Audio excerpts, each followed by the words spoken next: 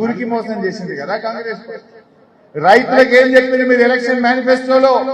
2 లక్షల రుణమాఫీ అన్నారు, వడ్లకు 500 బోనస్ అన్నారు, కౌలు రైతులకు 15,000 అన్నారు, వ్యవసాయ కూలీలకు 12,000 అన్నారు, రైతులకు 24 గంటల నాణ్యమైన కరెంట్ అన్నారు. ఒక్కటన్న రైతులకు కాంగ్రెస్ పార్టీ అమలు చేసిందా?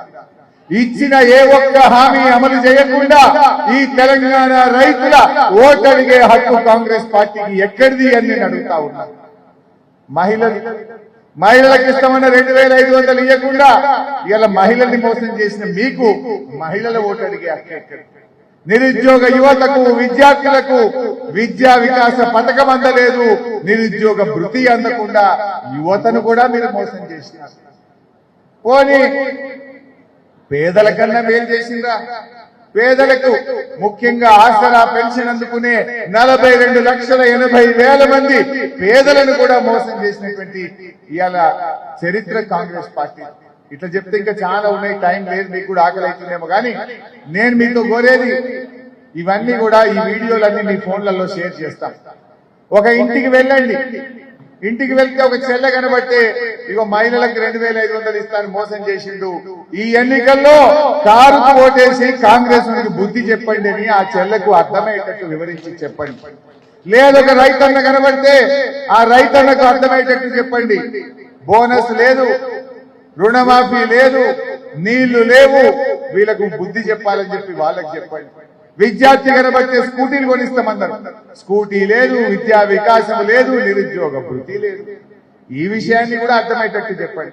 సో ఇవన్నీ కూడా మనం తీసుకపోతే నాకు తెలిసి ఎవ్వరు కూడా ఏ వర్గం కూడా ఇలా కాంగ్రెస్ ఓటు వేయడానికి సిద్ధంగా లేదు. అసలు కాంగ్రెస్ వాళ్ళు ఎంతసేపు లీకులు, ఫేక్ న్యూస్లు, ఏమైనా చూస్తే టీవీలలో పేపర్లలో లీక్ వార్తలు, సోషల్ మీడియాలో ఫేక్ న్యూస్, దీని మీద రాజకీయం చేస్తుంది తప్ప ప్రజలను మర్చిండ్రు, పాలన మర్చిండ్రు. ఇలా రాష్ట్రంలో దాదాపు 200 మంది రైతులు ఆత్మహత్య చేసుకున్నారు, 38 మంది ఆటో కార్మికులు ఆత్మహత్య చేసుకున్నారు. ఏ ఒక్క రైతు కుటుంబాన్ని పరామర్శించిండ్రా? పంటలు ఎండిపోతే ఏ రైతుకైనా పొలం చూసి ఆత్మస్థైర్యం కల్పించే ప్రయత్నం చేసిండ్రా? ముఖ్యమంత్రి గారు, మంత్రులు కూడా ఇలా క్షేత్రస్థాయిలో పర్యటిస్తలేరు. ఎంతసేపు గోబల్స్ ప్రచారం మీద, ఫేక్ వార్తల మీద, అక్రమ కేసుల మీద మన బీఆర్ఎస్ నాయకుల ఇళ్లకు పోయి కండువాలు కప్పడంలో బిజీగా ఉన్నారు తప్ప పరిపాలన చేయడం వీళ్ళకి ఇలా చేతులైనటువంటి పరిస్థితి లేదు. ఆనాడు కేఆర్ఎంబీకి ప్రాజెక్టులు అప్పగిస్తే బీఆర్ఎస్ పార్టీ కేసీఆర్ నాయకత్వంలో ఇదే నల్లగొండ జిల్లాలో గర్జిస్తే ఆ రోజు తోక ముడిచి మేము కేఆర్ఎంబీకి ప్రాజెక్టులు అప్పచెప్పమని అసెంబ్లీలో తీర్మానం చేసింది. మొన్న కేసీఆర్ గారు మన నల్లగొండ జిల్లా పర్యటనకు బయలుదేరితే అప్పటిదాకా నీళ్లు లేవన్నారు, నీళ్లు ఎక్కడున్నాయన్నారు, కరువు అన్నారు. కేసీఆర్ రాగానే ఎడమ కాలువలో నీళ్లు వచ్చినాయి. కేసీఆర్ రాగానే కరీంనగర్ జిల్లా వరద కాలువకు కాళేశ్వరం పంపు చాలు చేసింది.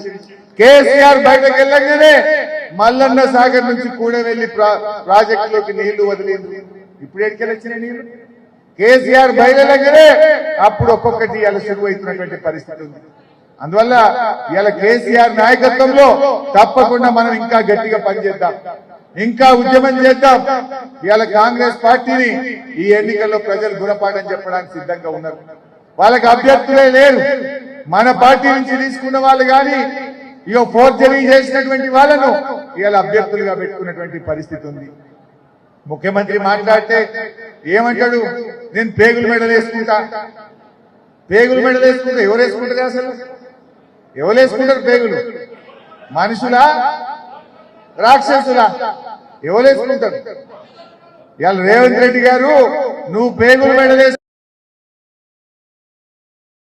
వేయడం కావాలి, నీ హామీలు అమలు చేయమని ఇవాళ మేము డిమాండ్ చేస్తా ఉన్నాం. మాట్లాడితే ఇంకా మానవ బాంబులు అయితే మానవ బాంబులు కాదు ప్రజలకు కావాల్సింది మానవీయ పాలన కావాలి. చనిపోయిన ఆటో కార్మికులకు 10 లక్షల ఎక్స్గ్రేషియా అయ్యి, చనిపోయిన రైతు కుటుంబాలకు 10 లక్షల ఎక్స్గ్రేషియా అయ్యి, ఆ రైతు కుటుంబాలను ఓదార్చి ఆత్మస్థైర్యాన్ని నింపేటువంటి మానవీయ పాలన కోరుకుంటున్నది తెలంగాణ సమాజం.